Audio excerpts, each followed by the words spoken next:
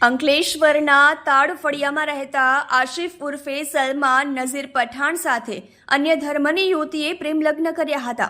બંને વચ્ચે થોડા સમયમાં ઝઘડા શરૂ થઈ ગયા હતા.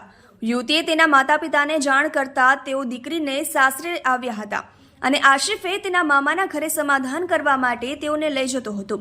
તે દરમિયાન ચોટા નાકા પાસે યુવતીના પરિવારજનોએ મામાના ઘરે જવાની ના પાડી હતી, જેથી આશિફ ઉશ્કેરાઈ ગયો હતો અને રિક્ષામાંથી પાઇપ લાવીને સસરાને મારવા ગયો હતો.